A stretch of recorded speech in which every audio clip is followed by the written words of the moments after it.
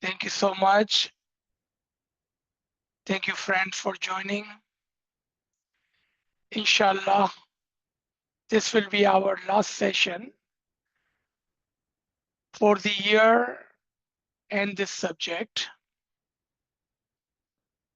We started this beautiful journey almost a year ago, back in January. After 40 sessions, today, inshallah, with the Tawfiq, Ta'id, Himmat and Yari, we will conclude our lesson, an amazing journey where step by step, ayat after ayat, reference after reference, we were able to show the Bāținī Ta'wīlat of the various parables of the wise Qur'an. And in this journey, we discovered there are many core principles of the Qur'an.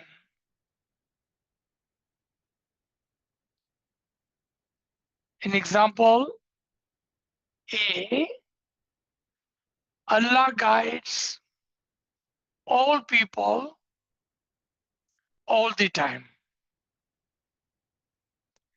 B, He guides not directly, but through His chosen prophets, imams, ambiyas, and awliyas. C, He guides through the books, ayat, revelations, inspiration, His signs, His miracles. D, He teaches through all three kinds of book: the book of nature, His own book-e-ilahi, and His best creation, the book of human.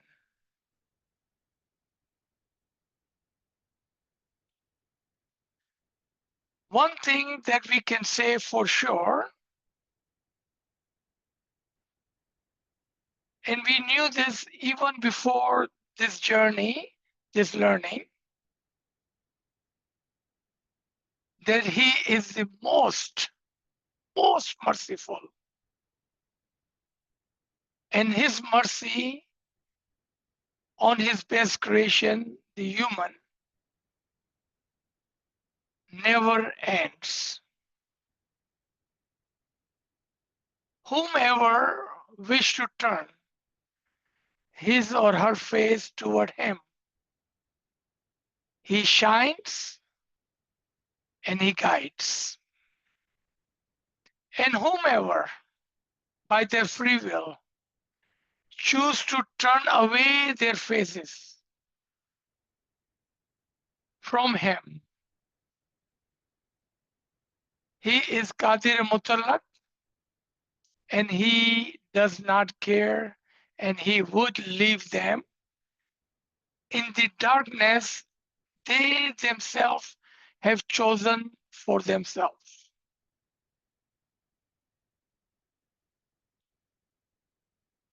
Our conclusion today, we will end with such a surah and such an ayat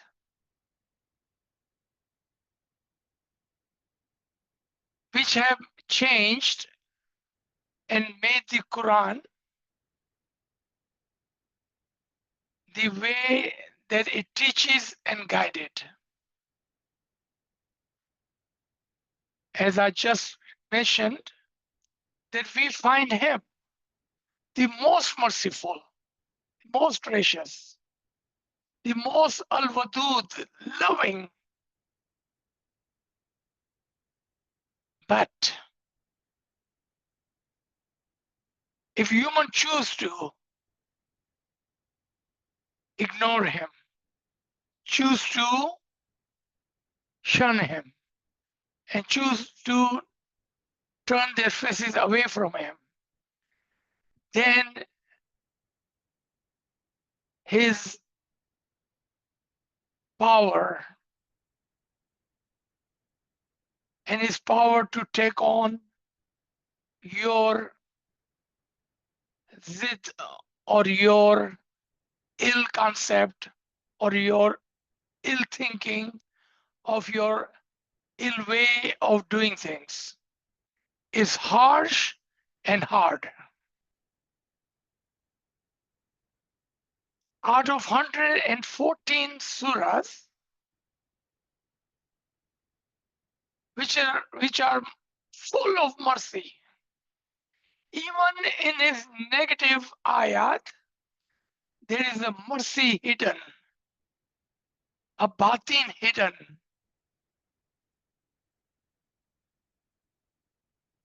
But one surah, so harsh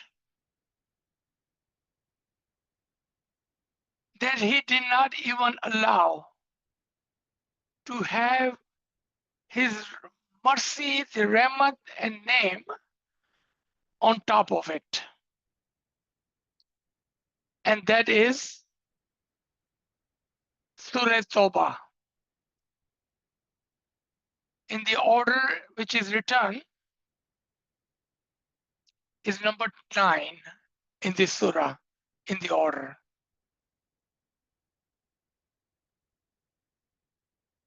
This ayat was revealed about 10 years into Makkah,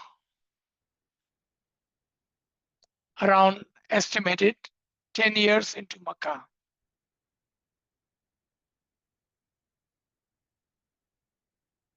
And this was right after a treaty which was made with the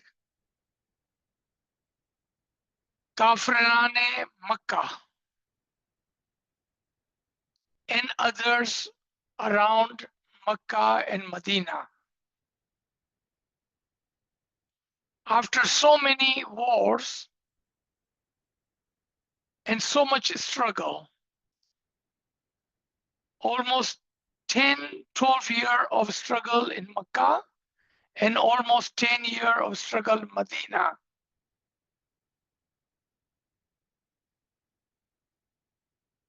Allah sent a message to his Habibullah that he is tired and fed up with those who on their faces, hypocrites, accept you. But in their heart, they are only in the name your friend, and on their face, they are telling you that they will honor the treaty. But Allah says, I know their heart. And their heart are not true. They are not true on their tongue, in their words. And I declare my displeasement to them. I'm just tired of them. So he sends a message, a revelation to Khatamul Anbiya to warn those hypocrites, polytheists, idolaters, that Allah knows what is in their heart, and Allah dislikes that. To show the clear and open message. Whereas before, lot of diplomacy was used and lot of mercy was shown.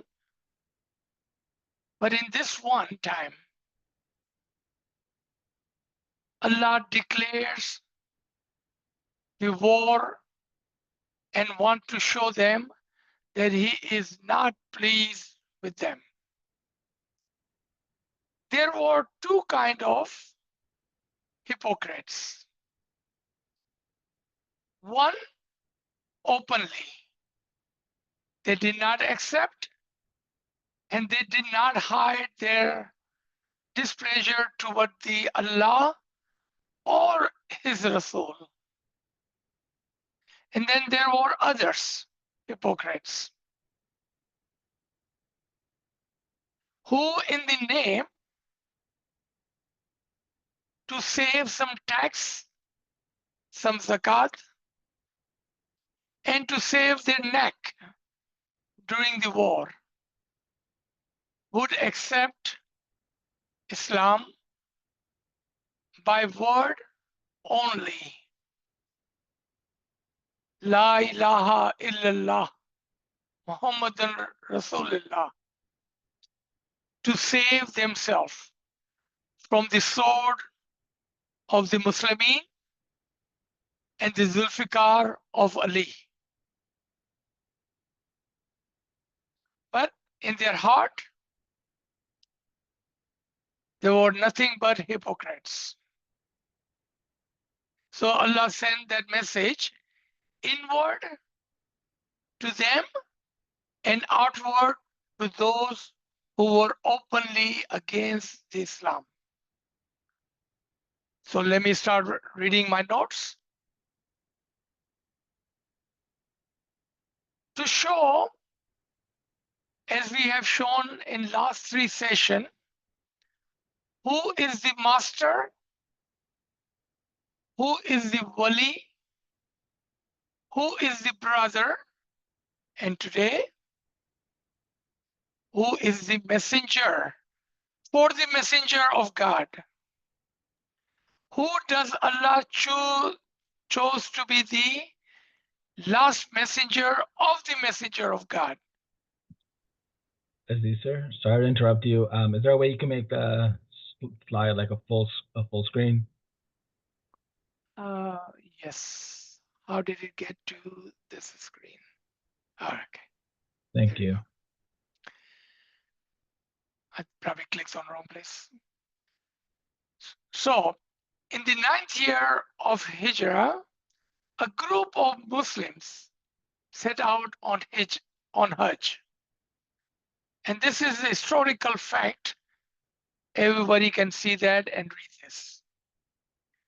Under the leadership of Abu Bakr, whom the Prophet had charged with the responsibility of reciting Surah Tawbah to the idolaters and the polytheists.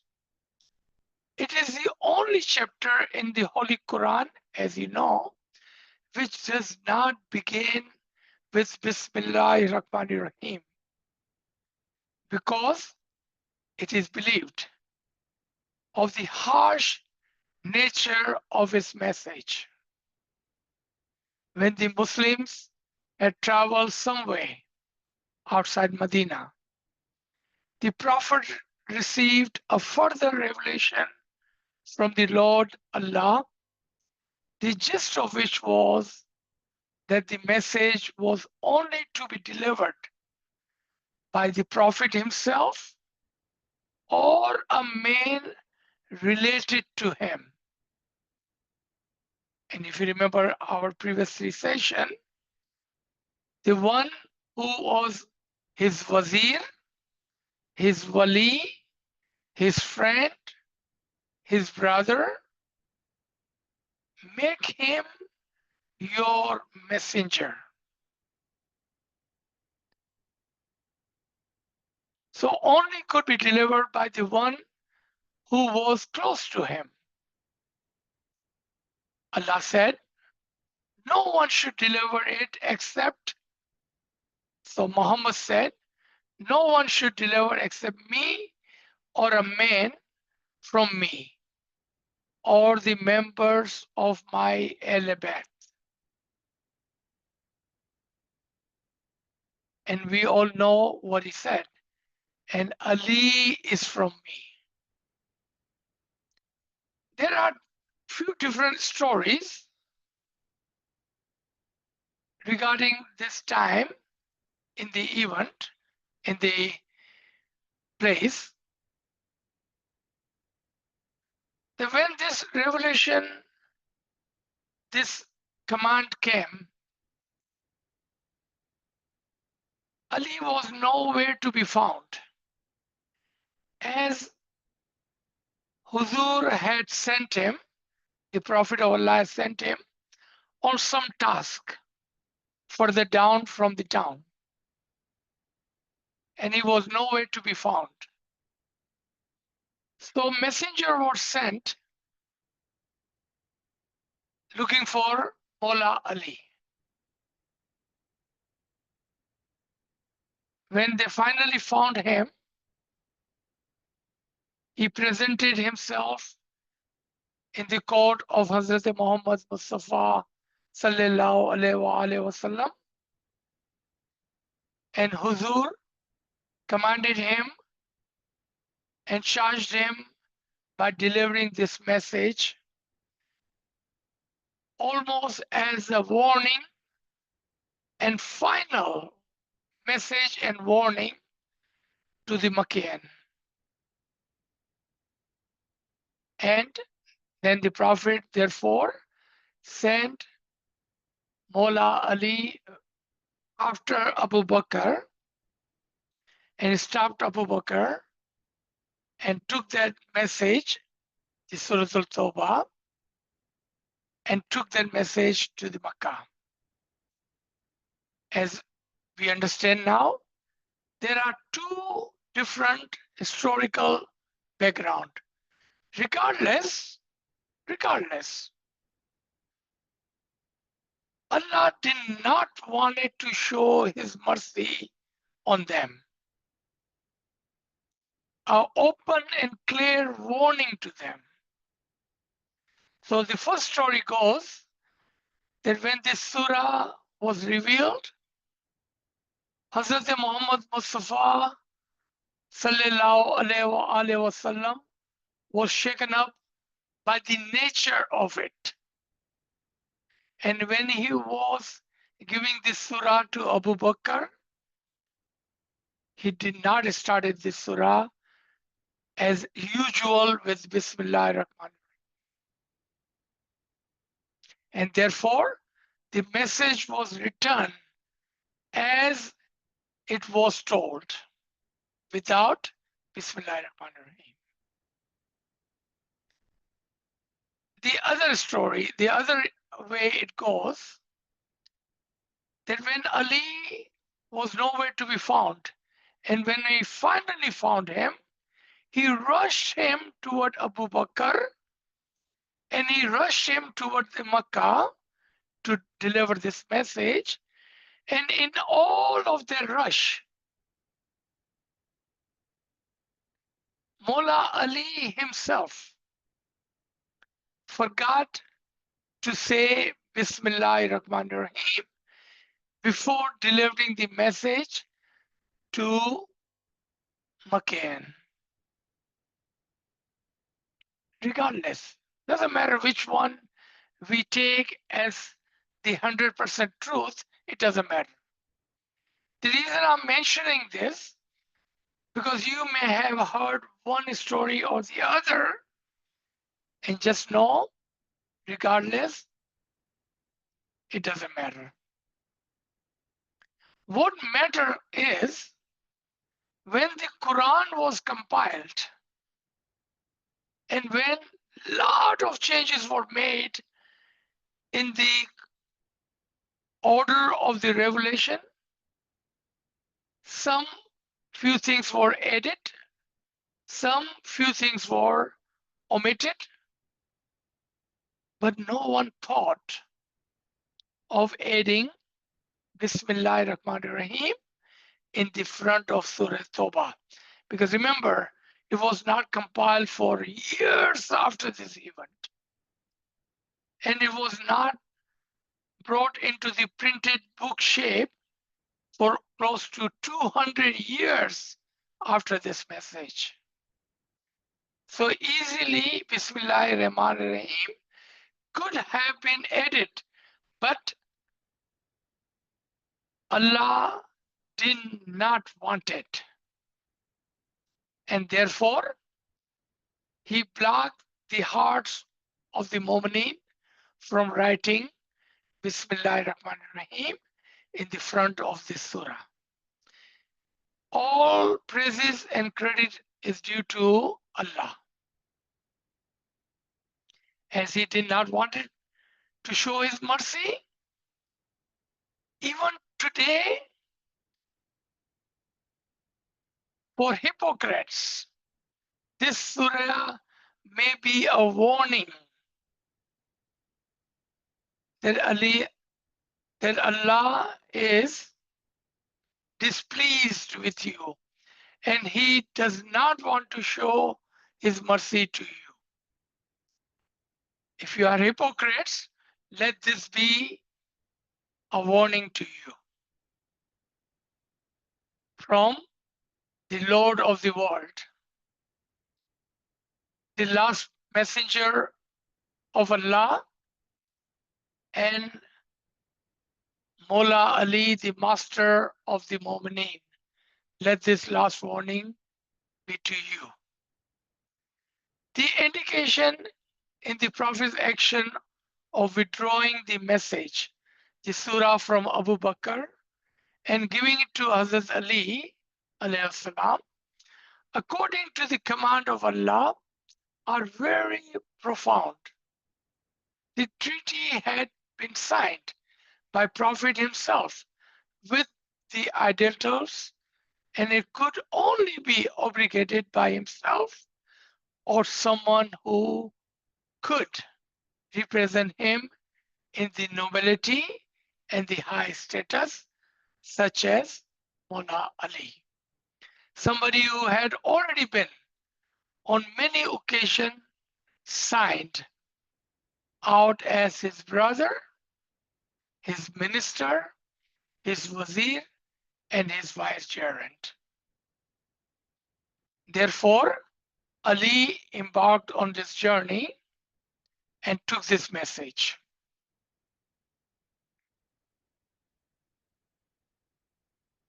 A declaration of disassociation and complete rejection from Allah and His Messenger to those of the pagans with whom you have contracted mutual alliance, says God. Show them openly your displeasure. In this surah, there is one ayat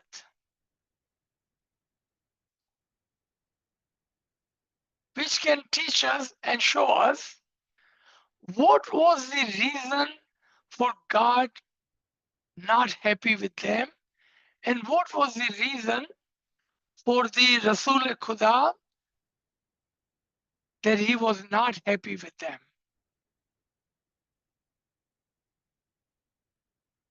In this surah, ayat number 32 tells us today the reason for that. The reason for that. So first of all, let's start from the top. What was that message? Hazrat Ali was asked to recite and deliver to the message to one, a declaration of disorder by Allah and His Messenger, that he and them are totally displeased with them. That was the message. Why? Because they, by their false argument, ill concepts, disbelieved, they were trying to blow away Allah's nur, and Allah was not happy by their action. Let me ask you a question. Is Allah's nur so readily available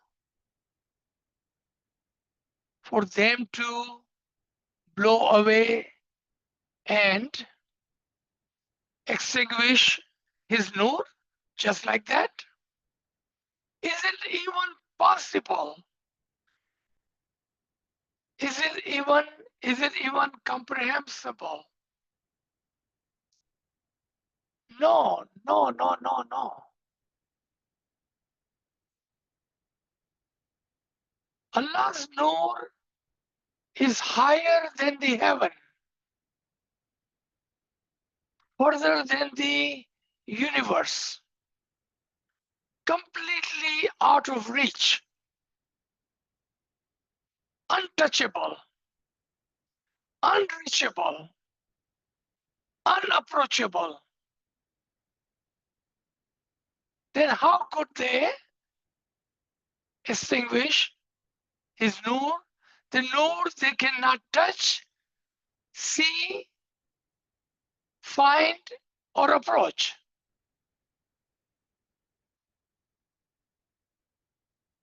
Allah was not displeased because they did not believe in him. He is careless. He is Qadir Mutallaq. He is in total control. He is careless who believes in him and who does not believe in him. But he loved his messenger. He loved Huzur, the Sardarul Anbiya, and when those who would work against Prophet Muhammad and his agenda of Islam, that was displeasing Allah. That was displeasing Allah. Because his messenger was displeased, because he was unhappy, it was making his Lord, the Lord of the world, unhappy. Now you will say, why was Hazrat Muhammad Mustafa unhappy? Because Ali was unhappy the way the hypocrites within and from outside, more within than outside. On the one side of their mouth, they will say,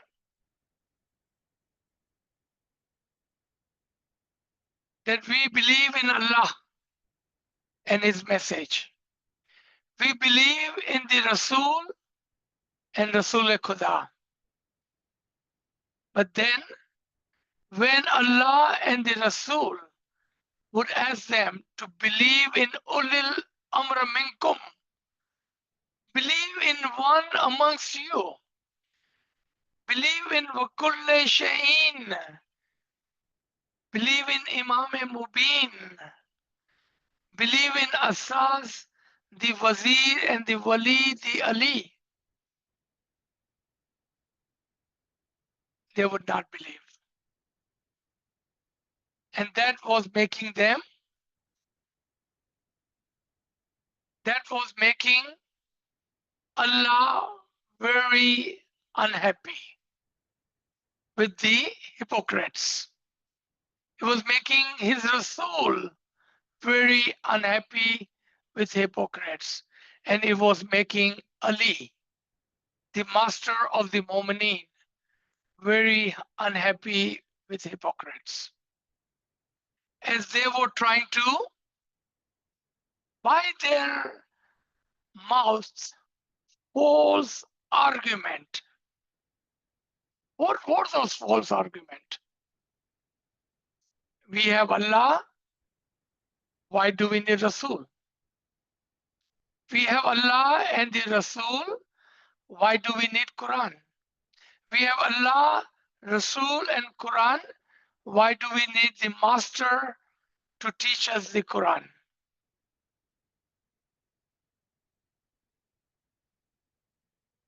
Again and again and again, by their false argument, they were trying to extinguish the Nur-e-Ilahi, which was in the Rasul-e-Khuda, the Nur-e-Rasul-e-Khuda, which was in Ali Zaman. They were trying to extinguish that Nur, because that Nur was very much reachable, approachable, close. Because Allah's Nur was not close or reachable.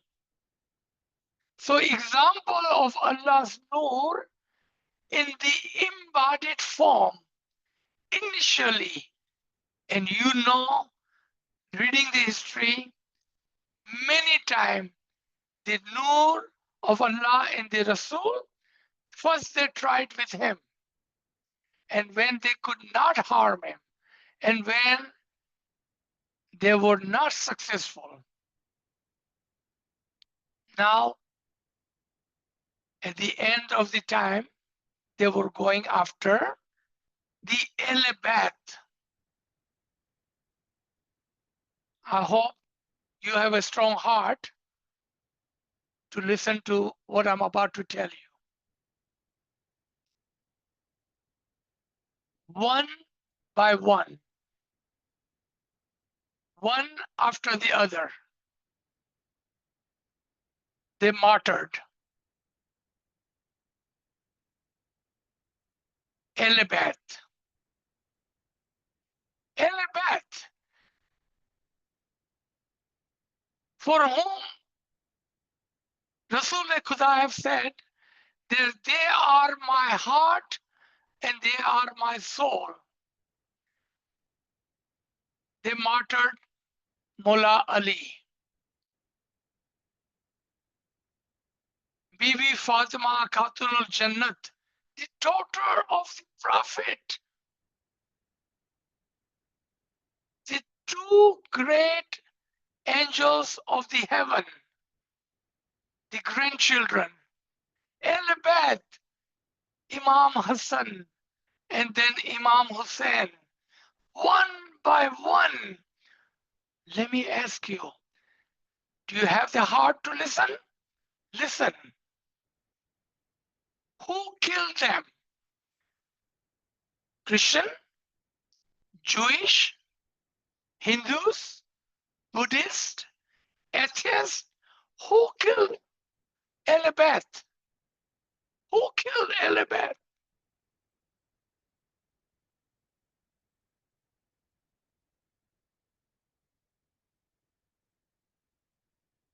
Even after all that,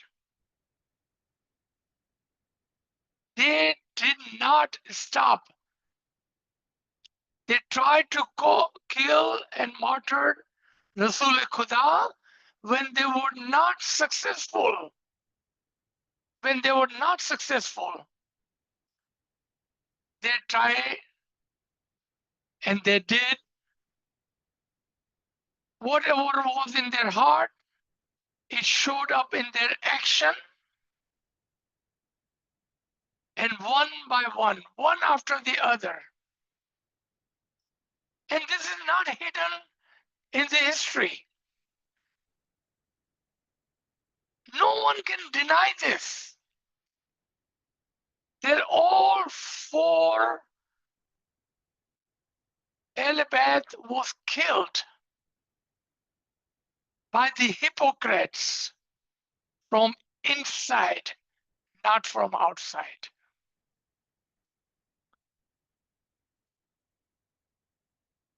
They seek to extinguish the light, the nur of Allah, by blowing through their mouths false argument. But Allah refused, except that He will perfect His light, His nur. After Mullah Ali, the light, the nur, continue in Imam Hussain. After Imam Hussain, Imam Zain al-Abidin, Imam Muhammad Baqir, Imam Jafar Sadiq, Imam Ismail, Imam Zain al-Abidin. Again and again and again, they tried and they tried and they tried. When they could not stop, they thought after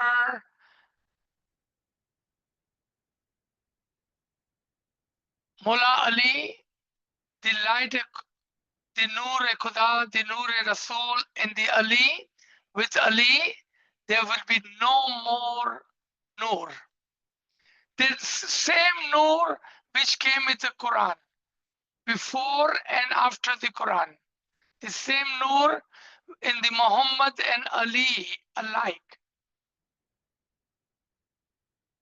They thought with them, this Nur will be no more. But Allah had a different plan. And His plan was to perfect His Nur in the Elabeth, Nuran Allah Nur, one after other. The Nur continue.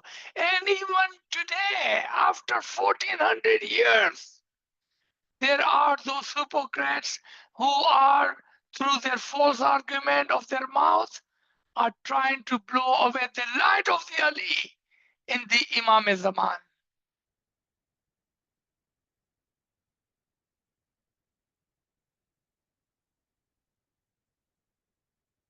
That was the reason for the displeasement of Allah. Allah knew that these hypocrites will not stop. So He sent them an open message. How displeased He are with them. But on this physical life, on this earth, Allah has given them the open free will. At the end, all will be in His hand.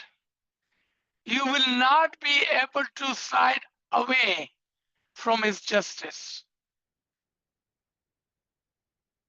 He will grab you in His hand.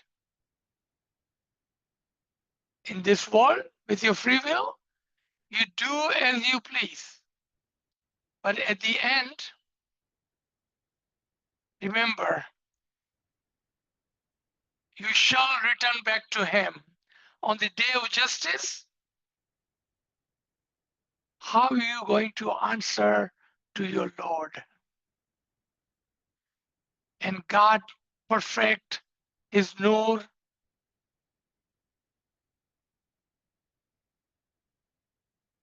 And again, the promise of Allah that I will perfect my nur.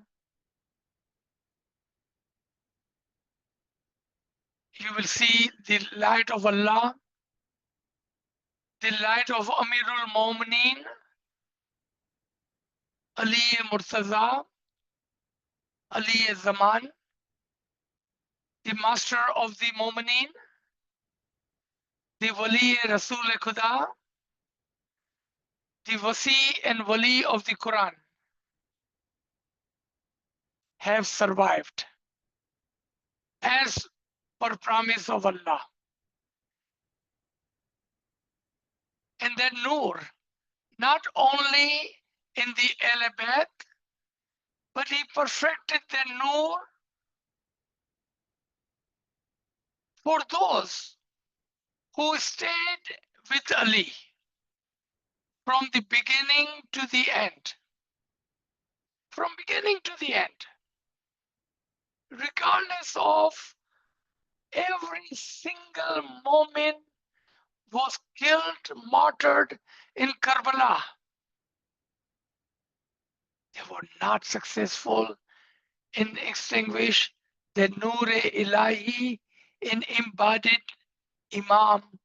Ali Zaman continues, continues, and continues, and their Nur has been perfected, perfected, and perfected again and again as per Allah's wish.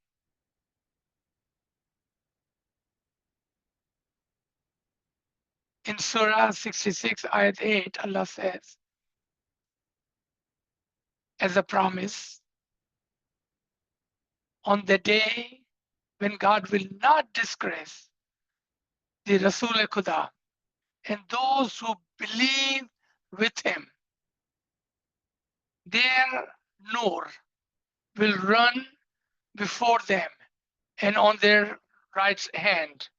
And they will say, O Allah, O our Rabb, O our nourisher, perfect our nur for us as per your promise, and forgive us our sin. Really, you are Qadir Mutalak and able to do all things. Surah Tarim, ayat number 8. The Holy Prophet and the pure Imams and the staunch Mu'minins are mentioned together in the above verses. Remember the Nur-e-Ilahi, in the Nur-e-Muhammad, in the Nur-e-Ali, in the Nur-e-Mu'mineen. The Nur is one and the same. He not only perfected his Nur in the Al-Abad, from progeny after progeny, Nuran ala Nur, matter of fact, he multiplied and gave that Nur to those who believed in Allah and his message and his messenger and the Wali Ali, Wali Khuda, Wali Qur'an.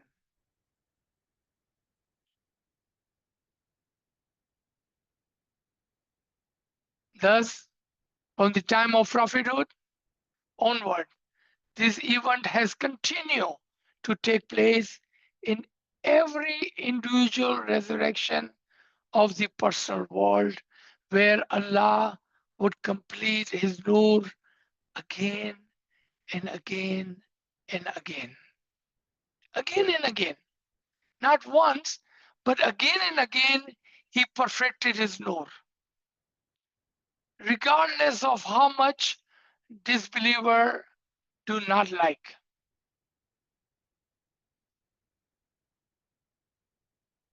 This ayat, this surah, and the Quran is not a book of history, but a book of guidance for all time and all the people. Whomever like to be guided, they will find this book guiding. At the same time, the warning of Allah in this book remains alive, current, and very much in order. That if you are hypocrite, and if you say, I believe in Allah, and then do not follow the farman of the Huzur, the last prophet, that's hypocrisy. And if you believe in Rasul, and then do not believe in his wali and wazir, his brother, and his messenger, the Ali then what should we call you? Atiullah wa atiur Rasul wa ulil amra minkum. Obey Allah,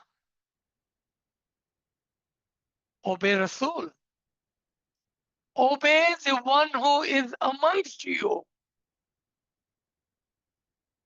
You cannot obey Rasul without obeying the ulil amra minkum. And you cannot obey Allah without obeying the Rasul and ulil amra minkum. And where do you find this nur which he perfected? Where will you find that? Quran answers to that question. And you will find that in the Imam Mubin as Wakulle Sha'in. Everything is encompassed. As-Sanawfi Imam Mubin. In the living, the manifested Imam. Everything. Everything. That include the Amre Ilahi, that include the Qur'an Ilahi, that include the Nur Ilahi, that include the command, the Amr of Ilahi. Everything is encompassed in the Imam Mubin. Who is your Imam Mubin today? Who is your Ulil Amr today? Who amongst you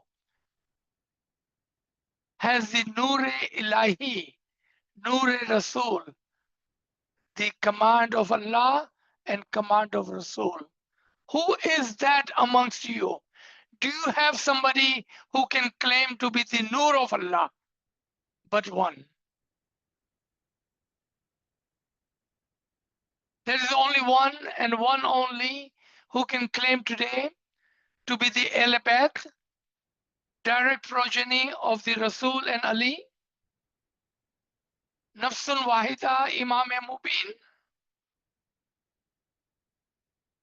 by the command of Allah. And with which Imam will you be called upon the day of judgment if you have no Imam? Allah clearly said, every human will be called upon their Imam. Which Imam will you be called upon? Who is your Ali Murtaza? Who is your Ulil Amr? Who is your Imam Mubin? Who is your Imam today? If you do not believe in the Nur which has survived, which was protected by Allah Himself, how do you call yourself a Muslim? When Allah Himself has promised you that I will protect and perfect my Nur, and He has. Where is that Nur? Where is that Nur? Inshallah, I see you all a great Mu'mineen, a great Muslimin, a great believer. If you are a true believer, then read Quran. If you are a true believer, then pay attention to this ayat. Ask yourself, has Allah perfected His Nur? Has His promise has been fulfilled? Go to Surah Tahrim. Go to Surah Tahrim. Read ayat number 12. If you do not find yourself in ayat number 12, then unfortunately, you will find yourself in ayat number 13. And I hope you are not those who are in ayat number 13, but rather you are those who are mentioned in ayat number 12 of Surah Hadith. That is our hope. That is our prayer. That you are amongst those who have, by the promise of Allah, the Noor-e Ilahi, Noor-e Rasul, and Noor-e Imam with you, as Allah will not disgrace you, as you were and you are with Rasul-e Khuda. Inshallah. So let me stop here. Then if you have any comments, any question, this is end of our subject for the year. Absolutely, you can ask any question from the beginning until today. Please keep it connected to this subject, as this is our last chance to talk about this subject and this topic.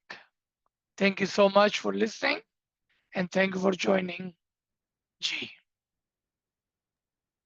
Thank you, Aziz sir, for completing this subject today with session number 40 that we've been going on week after week, building each week upon each other. The concepts are getting more and more clear, or they're building and including one concept to the next. And today, although it seems like it's well, I guess there's a reason for that. It's somewhat of a harsh or a stern message, something of great importance. And I think we've been seeing that building over the last few sessions. Whenever we talk about something like Qadirakum, in some sense, there is something, a very heavy message, so that there should be some sort of weight to this issue, or this problem, in some sense we could say, or this matter of what to do after the message seems to be complete with the Prophet. Then what next? And that's a question which, of course, it has to be very grave, because we've seen the history of Islam since that time till today. And anyone who's familiar with the history, and even up until its modern day ramifications, understands that there was something indeed very important and very grave, very heavy, weighty message that had to be delivered, and which was delivered.